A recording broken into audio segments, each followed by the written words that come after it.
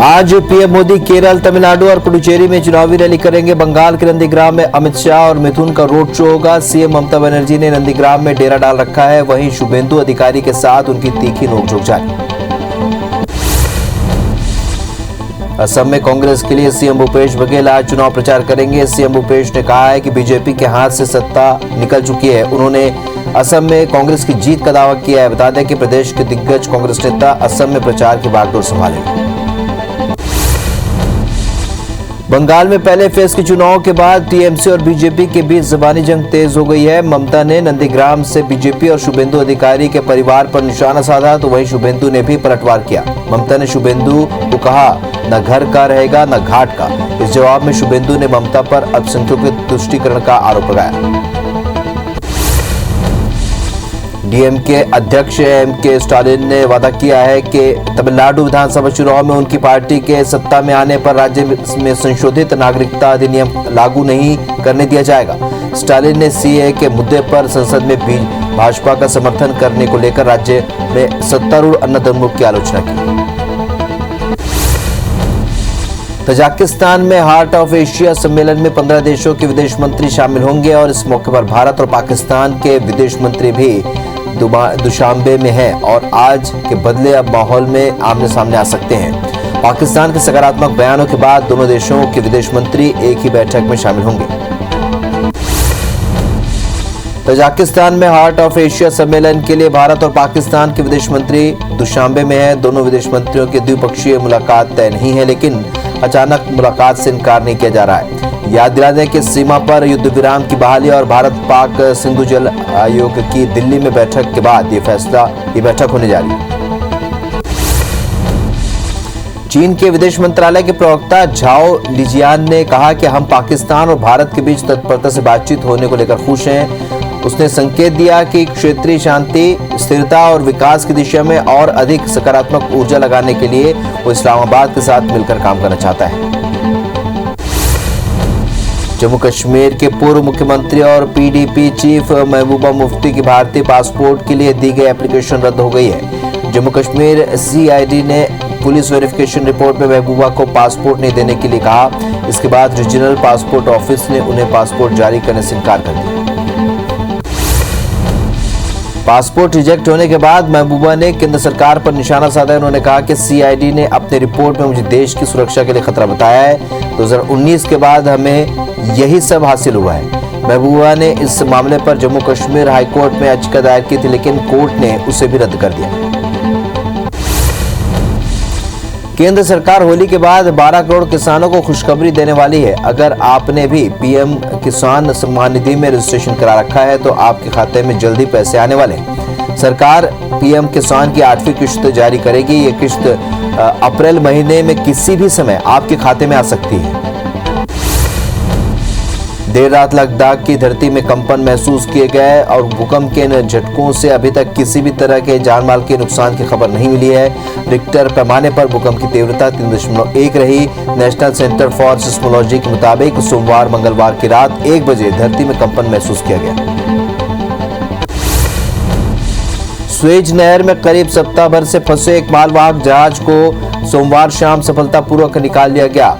Lathe agencies ने बताया कि फंसे हुए पोत को निकालने के लिए 10 टगबोट की मदद ली गई और एमवी एवर गिवन जहाज चीन से नीदरलैंड के पोर्ट रोटेरडम जा रहा था और हफ्ते भर में स्वेज नहर में जहाज अटकने से 350 से ज्यादा जहाज फंस गए।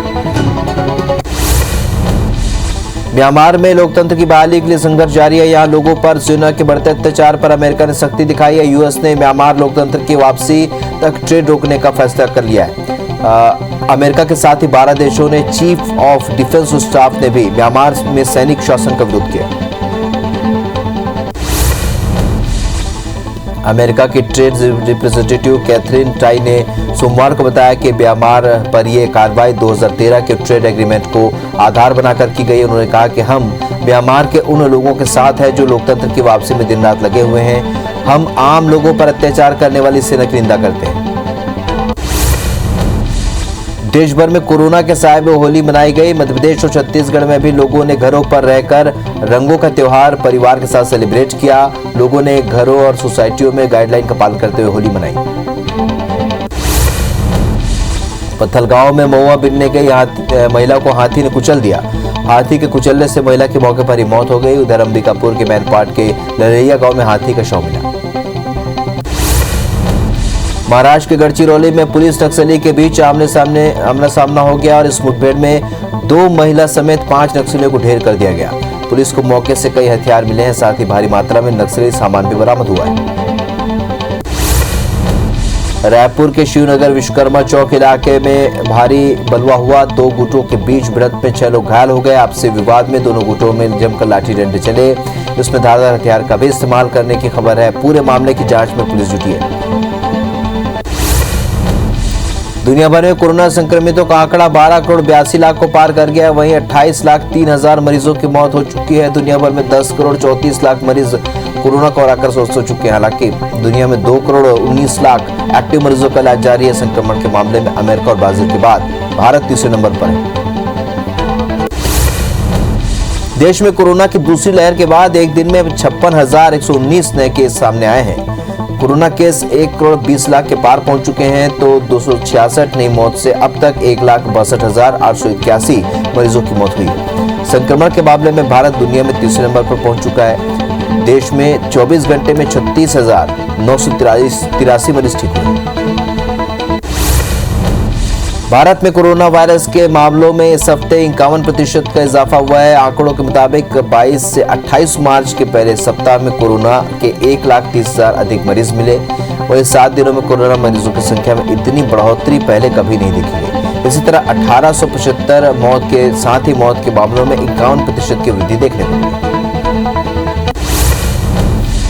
कोविड-19 के बढ़ते मामलों के बीच कर्नाटक के मुख्यमंत्री बीएस येदियुरप्पा ने सोमवार से आगामी 15 दिनों तक राज्य में सभी तरह के धरना प्रदर्शन को प्रतिबंधित करने का निर्णय लिया है। हालांकि उन्होंने फिलहाल लॉकडाउन लागू करने की संभावना से इनकार कर दिया है। लोगों से मास्क पहनने और सामाजिक दूरी के नियमों का पालन करने की अपील भी की है। कोविड को लेकर मुख्यमंत्री येदियुरप्पा ने प्रोटोकॉल के पालन करने के लिए सख्ती बरतने के निर्देश दिए हैं। अधिकारियों को मास्क नहीं पहनने वालों के खिलाफ सख्त कार्रवाई के निर्देश दिए गए। मुख्यमंत्री ने बेंगलुरु शहर समेत अन्य जिलों में कोविड-19 महामारी की स्थिति की समीक्षा की और इस दौरान राज्य सरकार के वरिष्ठ मंत्री और अधिकारी मौजूद रहे। महाराष्ट्र में 31,643 नए मामलों में कुल आंकड़ा अब 27,45,000 को पार कर गया है। राज्य में 102 मौत से अब तक 54,283 मरीजों की मौत हो चुकी है। एक्टिव मरीजों का आंकड़ा 3,36,000 को पार कर गया है। राज्य में 20,853 मरीज स्वस्थ हो चुके हैं। महाराष्ट्र में कुल 36 में से 25 जिले सबसे ज्यादा प्रभावित हैं। छत्तीसगढ़ में 1,423 नए मरीज से आंकड़ा अब 3,41,000 को पार कर गया है। एक्टिव मरीजों का आंकड़ा 20,181 पहुंच चुका है।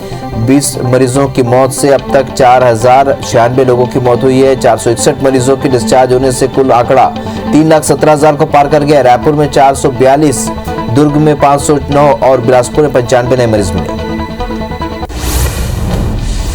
मध्य प्रदेश में 2,323 नए केस मिलने से आंकड़ा 2,91,000 को पार कर गया है। राज्य में 15,150 संक्रमित मरीजों का इलाज जारी है। प्रदेश में 9 मरीजों की मौत से कुल आंकड़ा 3,967 पहुंच गया है। वीकेंड लॉकडाउन के बीच भोपाल में 469 और इंदौर में 609 नए केस सामने आए। वहीं गाइडलाइन के पालन को लेकर प्रशासन ने सख्ती बढ़ा दी। कोरोना कंट्रोल पर सीएम शिवराज आज अफसरों के साथ चर्चा करेंगे। शाम को 5 बजे सीएम शिवराज आला अधिकारियों के साथ समीक्षा बैठक करेंगे। इधर मंत्री विश्वास सारंग ने मेडिकल कॉलेजों के कोविड केयर सेंटर्स की समीक्षा की। प्रधानमंत्री नरेंद्र मोदी ने केरल के पलक्कड़ में जनसभा को संबोधित किया। पीएम ने एलडीएफ और यूडीएफ पर निशाना साधते हुए दोनों पर फिक्सिंग का आरोप लगाया। उन्होंने कहा, आज का युवा पूछ रहा है कि दोनों मिलकर अल्टरनेट में राज्य की सत्ता की मलाई खाते हैं। इसके अलावा पीएम मोदी तमिलनाडु और पुडुचेरी में चुनावी सभा को संबोधित करेंगे। पलक्कड़ में जनसभा को संबोधित करते हुए प्रधानमंत्री मोदी ने एलडीएफ और यूडीएफ के 2 मकसद बताए। दोनों पर वोट बैंक की राजनीति को आगे बढ़ाना और जेब भरना मकसद बताया। पीएम ने दोनों पार्टियों पर राज्य की राजनीति का सीक्रेट साझा करने का भी आरोप लगाया। उन्होंने राज्य के लोगों से कहा कि ये सब जानते हुए भी अब मतदान करेंगे। तजाकिस्तान में हार्ट ऑफ एशिया सम्मेलन में 15 देशों के विदेश मंत्री शामिल होंगे। इस मौके पर भारत और पाकिस्तान के विदेश मंत्री भी दुशांबे में हैं और आज के बदले माहौल में आमने सामने आ सकते हैं। पाकिस्तान के सकारात्मक बयानों के बाद दोनों देशों के विदेश मंत्री एक ही बैठक में शामिल होंगे। तजाकिस्तान में हार्ट ऑफ एशिया सम्मेलन के लिए भारत और पाकिस्तान के विदेश मंत्री दुशांबे में हैं। दोनों विदेश मंत्रियों की द्विपक्षीय मुलाकात तय नहीं है, लेकिन अचानक मुलाकात से इनकार नहीं किया जा रहा। याद दिला दें कि सीमा पर युद्ध विराम की बहाली और भारत पाक सिंधु जल आयोग की दिल्ली में बैठक के बाद ये बैठक होने जा रही है। चीन के विदेश मंत्रालय के प्रवक्ता झाओ लिजियान ने कहा कि हम पाकिस्तान और भारत के बीच तत्परता से बातचीत होने को लेकर खुश हैं। उसने संकेत दिया कि क्षेत्रीय शांति, स्थिरता और विकास की दिशा में और अधिक सकारात्मक ऊर्जा लगाने के लिए वो इस्लामाबाद के साथ मिलकर काम करना चाहते हैं। बंगाल में पहले फेज के चुनाव के बाद टीएमसी और बीजेपी के बीच ज़बानी जंग तेज हो गई है। ममता ने नंदीग्राम से बीजेपी और शुभेंदु अधिकारी के परिवार पर निशाना साधा, तो वहीं शुभेंदु ने भी पलटवार किया। ममता ने शुभेंदु को कहा, न घर का रहेगा न घाट का। इसके जवाब में शुभेंदु ने ममता पर अल्पसंख्यकों के तुष्टीकरण का आरोप लगाया। डीएमके अध्यक्ष एमके स्टालिन ने वादा किया कि तमिलनाडु विधानसभा चुनाव में उनकी पार्टी की सत्ता में आने पर राज्य में संशोधित नागरिकता अधिनियम लागू नहीं करने दिया जाएगा। स्टालिन ने सीएए के मुद्दे पर संसद में भाजपा का समर्थन करने को लेकर राज्य में सत्तारूढ़ अन्ना द्रमुक की आलोचना की। प्रतिदिन वृक्षारोपण के संकल्प के तहत आज मुख्यमंत्री शिवराज सिंह चौहान ने भोपाल के स्मार्ट सिटी पार्क में चांदनी का पौधा लगाया। सीएम शिवराज सिंह चौहान ने कहा कि वृक्षारोपण का अभियान लगातार जारी है। आज मैंने चांदनी का पौधा लगाया है। विकास और समृद्धि के फूल का मध्य प्रदेश में खिलने की उन्होंने कामना और प्रार्थना की। जम्मू कश्मीर के पूर्व मुख्यमंत्री और पीडीपी चीफ महबूबा मुफ्ती की भारतीय पासपोर्ट के लिए दी गई एप्लीकेशन रद्द हो गई है। जम्मू कश्मीर सीआईडी ने पुलिस वेरिफिकेशन रिपोर्ट में महबूबा को पासपोर्ट नहीं देने के लिए कहा, जिसके बाद रीजनल पासपोर्ट ऑफिस ने उन्हें पासपोर्ट जारी करने से इनकार कर दिया। पासपोर्ट रिजेक्ट होने के बाद महबूबा ने केंद्र सरकार पर निशाना साधा। उन्होंने कहा कि सीआईडी ने अपनी रिपोर्ट में मुझे देश की सुरक्षा के लिए खतरा बताया है। 2019 के बाद हमें यही सब हासिल हुआ है। महबूबा ने इस मामले पर जम्मू कश्मीर हाई कोर्ट में याचिका दायर की थी, लेकिन कोर्ट ने उसे भी रद्द कर दिया। देर रात लद्दाख की धरती पर कंपन महसूस किया गया। भूकंप के इन झटकों में से अभी तक किसी तरह के जानमाल के नुकसान की खबर नहीं मिली है। रिक्टर स्केल पर भूकंप की तीव्रता 3.1 रही। नेशनल सेंटर फॉर सिस्मोलॉजी के मुताबिक सोमवार मंगलवार की रात 1 बजे धरती पर कंपन महसूस हुआ। रेलवे इंफ्रा के लिए फंडिंग की व्यवस्था के लिए रेटिंग एजेंसी ICRA ने सुझाव दिया है कि इसमें कहा गया है कि सरकार रेलवे इंफ्रा में विकास के लिए प्राइवेट सेक्टर की मदद ले सकती है।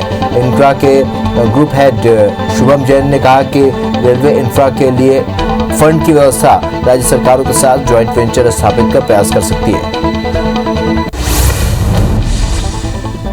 अब तक टैक्स पेयर्स को देरी से इनकम टैक्स रिटर्न दाखिल करने के लिए 2 मौके मिलते हैं। 1 अप्रैल से देरी से इनकम टैक्स रिटर्न दाखिल करने के नियम बदल जाएंगे। टैक्स पेयर्स को पिछले वित्त वर्ष का रिटर्न दाखिल करने के लिए चालू असेसमेंट ईयर में मार्च अंत तक का मौका नहीं मिलेगा। अब टैक्स पेयर केवल दिसंबर तक 5,000 रुपए की लेट फीस के साथ रिटर्न दाखिल कर सकेंगे। मार्च के खत्म होने से पहले ही मौसम में तपिश बढ़ने लगी है। दिल्ली में सोमवार को मार्च में 76 साल बाद सबसे ज्यादा 40.1 डिग्री सेल्सियस तापमान दर्ज किया गया। इसी तरह राजस्थान और मध्य प्रदेश में भी पारा 40 डिग्री के पार चला गया है। दोनों राज्यों के कुछ हिस्सों में 1-2 दिन में हीट वेव चलने की चेतावनी जारी की गई है। स्वेज नहर में करीब सप्ताह भर से फंसे एक मालवाहक जहाज को सोमवार शाम सफलतापूर्वक निकाल लिया गया। लेथ एजेंसीज ने बताया कि फंसे हुए पोत को निकालने के लिए 10 टगबोट की मदद ली गई है। एमवी एयर गिवन जहाज चीन से नीदरलैंड जा रहा था। म्यांमार में लोकतंत्र की बहाली के लिए संघर्ष जारी है। यहाँ लोगों पर सेना के बढ़ते अत्याचार पर अमेरिका ने सख्ती दिखाई है। यूएस ने म्यांमार लोकतंत्र की वापसी तक ट्रेन रोकने का फैसला लिया है। अमेरिका के साथ ही 12 देशों के चीफ ऑफ डिफेंस स्टाफ ने भी म्यांमार में सैनिक शासन का विरोध किया है। अमेरिका की ट्रेड रिप्रेजेंटेटिव कैथरीन टाई ने सोमवार को बताया कि म्यांमार पर यह कार्रवाई 2013 के ट्रेड एग्रीमेंट को आधार बनाकर ही की गई है। उन्होंने कहा कि हम म्यांमार के उन लोगों के साथ हैं जो लोकतंत्र की वापसी में दिन रात लगे हुए हैं। हम आम लोगों पर अत्याचार करने वाली सेना की निंदा करते हैं। दुनिया भर में कोरोना संक्रमितों का आंकड़ा 12 करोड़ 82 लाख को पार कर गया है। वहीं 28 लाख 3 हजार मरीजों की मौत हुई है। दुनिया भर में 10 करोड़ 34 लाख मरीज कोरोना को हराकर स्वस्थ हो चुके हैं। हालांकि दुनिया में 2 करोड़ 19 लाख एक्टिव मरीजों का इलाज जारी है। संक्रमण के मामलों में अमेरिका और ब्राजील के बाद भारत तीसरे नंबर पर है। कोरोना के नए मरीजों के बढ़ते मामले में भारत में दूसरी और पाकिस्तान समेत 37 देशों में तीसरी और चौथी लहर का डर सताने लगा है। इसमें America, Brazil, UK, France, Germany, Poland, Italy, Ukraine, Spain जैसे देश भी शामिल हैं। इनमें से कई देशों में कोरोना के नए स्ट्रेन ने काफी तबाही मचाई है। देश में कोरोना की दूसरी लहर के बाद एक दिन में 56,119 नए मामले सामने आए। कोरोना केस 1 करोड़ 20 लाख के पार पहुंच चुके हैं। कोरोना से 266 नई मौत के बाद अब 1,62,881 मरीजों की मौत हो चुकी है। संक्रमण के मामले में भारत दुनिया में तीसरे नंबर पर पहुंच गया है। हालांकि देश में 24 घंटे में 36,983 मरीज ठीक भी हुए हैं। भारत में कोरोना वायरस के मामलों में इस हफ्ते 51% का इजाफा हुआ है। आंकड़ों के मुताबिक 22 से 28 मार्च के पहले सप्ताह में कोरोना के 1,30,000 से अधिक मरीज ठीक हुए हैं। वहीं 7 दिनों में कोरोना मरीजों की संख्या में इतनी बढ़ोतरी पहले कभी नहीं देखी गई। इसी तरह 1875 मौत के बाद साथ ही मौत के मामलों में 51% की वृद्धि देखने को मिली। राजस्थान ने पहले संक्रमण रोककर और अब तेज वैक्सीनेशन कर देश को नई दिशा दे दी है। राजस्थान में अब तक 53 लाख टीके लग चुके हैं। प्रदेश में अब आबादी के हिसाब से हर 13वें व्यक्ति को कोरोना का टीका लग चुका है। राजस्थान में रिकॉर्ड वैक्सीनेशन के पीछे बुजुर्गों की जागरूकता है। प्रदेश में अब तक 33,27,000 बुजुर्ग टीका लगवा चुके हैं। वैक्सीन लगाने में राजस्थान नंबर 1 पर रहा है। इसके बाद बिहार में हर 50 में से 1 को और यूपी में 43 में से 1 को तो मध्य प्रदेश में 27 में से 1 को टीका लगा है। वहीं महाराष्ट्र में हर 24वें आदमी को टीका लग चुका है। इस लिहाज से राजस्थान में टीकाकरण की दर बिहार से 4 गुना, यूपी से 3 गुना और मध्य प्रदेश और महाराष्ट्र से 2 गुना ज्यादा नहीं। महाराष्ट्र में 31,643 नए मामलों से अब कुल आंकड़ा 27,45,000 को पार कर गया है। राज्य में 102 मौत से अब तक 54,283 मरीजों की मौत हो चुकी है। वहीं एक्टिव मरीजों का आंकड़ा अब 3,36,000 को पार कर गया है। राज्य में 20,853 मरीज स्वस्थ हुए हैं। बता दें कि महाराष्ट्र में कुल 36 में से 25 जिले सबसे ज्यादा प्रभावित मिले। महाराष्ट्र में कोरोना की बेकाबू होती जा रही स्थिति पर टास्क फोर्स ने लॉकडाउन की सिफारिश कर दी है। राज्य में एक दिन में 31,000 से भी ज्यादा नए केस सामने आए। सीएम उद्धव ने कहा कि महाराष्ट्र में धारा 144 की बजाय लॉकडाउन की ही एकमात्र विकल्प नजर आ रहा है। सीएम ने मुख्य सचिव से तुरंत लॉकडाउन की स्ट्रेटेजी बनाने को कहा है। देश में कोरोना के मामले लगातार बढ़ रहे हैं और इसे लेकर केंद्रीय स्वास्थ्य मंत्री हर्षवर्धन ने लोगों से कोविड से जुड़ी सावधानी बरतने की सलाह दी है। साथ ही लोगों से वैक्सीन लगाने को जन आंदोलन के रूप में विकसित करने में मदद की अपील की है। पिछले 2 सप्ताह में कोरोना संक्रमण ने देश भर को परेशान किया है। कोरोना की दूसरी लहर के चलते 24 घंटे में दुनिया में सबसे ज्यादा नए मामले भारत में आए हैं। देश में के 8 राज्यों में कोरोना के सबसे ज्यादा मरीज मिल रहे हैं। महाराष्ट्र, कर्नाटक, पंजाब, मध्य प्रदेश, गुजरात, केरल, तमिलनाडु और छत्तीसगढ़ में कुल मामलों में से 85% केस निकले हैं। तो स्वास्थ्य मंत्रालय के आंकड़ों में देश में 56,119 नए केस सामने आए। महाराष्ट्र में 31,643 तो दिल्ली में 1900 कोरोना पॉजिटिव मिले हैं। वैक्सीनेशन शुरू होने के बाद भी दुनिया भर में कोरोना का खतरा बढ़ता जा रहा है। पिछले 24 घंटे में दुनिया भर में 6.25 लाख से भी ज्यादा नए मरीजों की पहचान हुई है। 9,812 लोगों ने अपनी जान गंवा दी है। ये आंकड़े पिछले एक हफ्ते से लगातार बढ़ रहे हैं और इसके पहले हर दिन 4 लाख से भी कम लोग संक्रमित मिल रहे थे। कोविड-19 के बढ़ते मामलों के बीच कर्नाटक के मुख्यमंत्री बीएस येदियुरप्पा ने सोमवार से आगामी 15 दिनों तक राज्य में सभी तरह के धरना प्रदर्शन को प्रतिबंधित करने का निर्णय लिया है। हालांकि उन्होंने फिलहाल लॉकडाउन लागू करने की संभावना से इनकार कर दिया है। लोगों से मास्क पहनने और सामाजिक दूरी के नियमों का पालन करने की अपील की गई। मध्य प्रदेश में 2,323 नए केस मिलने से अब आंकड़ा 2,91,000 को पार कर गया है। राज्य में 15,150 संक्रमित मरीजों का इलाज जारी है। प्रदेश में 9 मरीजों की मौत से अब कुल आंकड़ा 3,967 पहुंच गया है। वीकेंड लॉकडाउन के बीच भोपाल में 469 और इंदौर में 609 नए केस सामने आए। वहीं गाइडलाइन के पालन को लेकर प्रशासन ने सख्ती की है। छत्तीसगढ़ में 1,423 नए मरीज से आंकड़ा 3,41,000 को पार कर गया है। वहीं एक्टिव मरीजों का आंकड़ा 20,181 पहुंच गया है। 20 मरीजों की मौत से अब तक 4,096 लोगों की मौत हो चुकी है और 461 मरीजों के डिस्चार्ज होने के बाद कुल आंकड़ा अब 3,17,000 को पार कर चुका है। रायपुर में 442 है, नागपुर में, दुर्ग में 509 और बिलासपुर में 95 नए मरीज मिले। नेशनल कॉन्फ्रेंस के अध्यक्ष फारूक अब्दुल्ला को कोरोना हो गया है। उनके बेटे उमर अब्दुल्ला ने ट्वीट कर उनके पिता की पॉजिटिव होने की जानकारी दी है। अब्दुल्ला परिवार से खुद को आइसोलेट कर लिया है और उनके कांटेक्ट में आए लोगों से कोरोना टेस्ट कराने की अपील की है।